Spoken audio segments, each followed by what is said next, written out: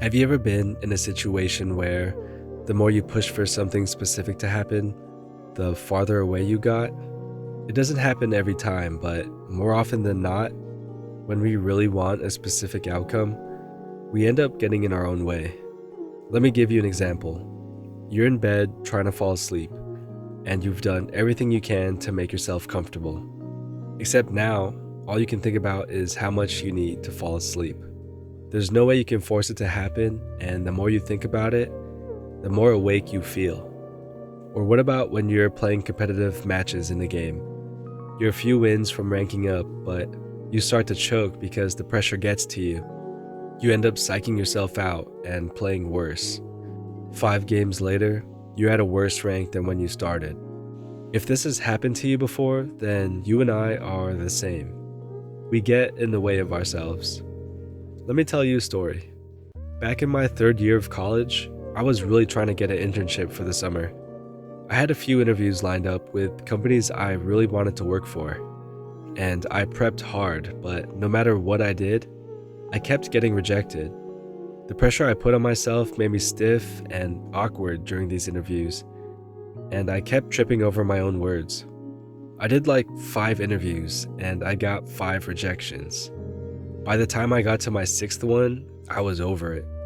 I told myself, if I get it, I get it.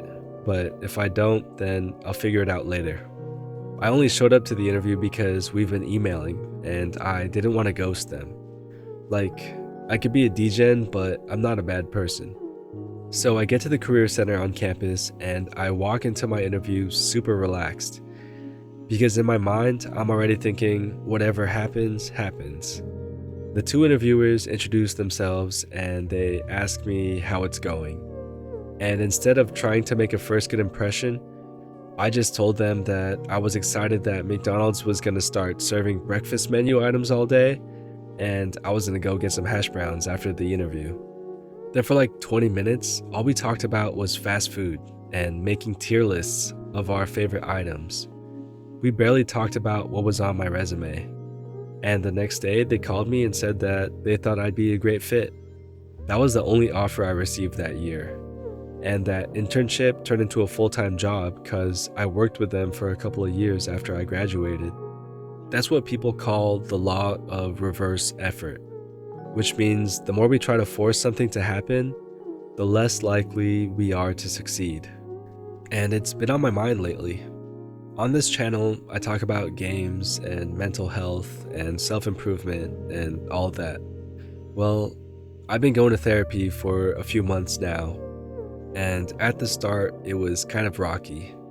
I mean, I had an idea of what therapy was, but not a full understanding. I started therapy because I wanted to get checked out for ADHD, but I ended up getting diagnosed with a mix of depression and anxiety instead. And so one of my main goals early on in therapy was like, how do I get back to feeling like myself? What are the steps I need to take? What are the thoughts I need to think to get back to normal? Get back to who I usually am. Because honestly, I'm like in the top 5 happiest people that I know. And for a few weeks, I was putting in so much effort to feel normal again.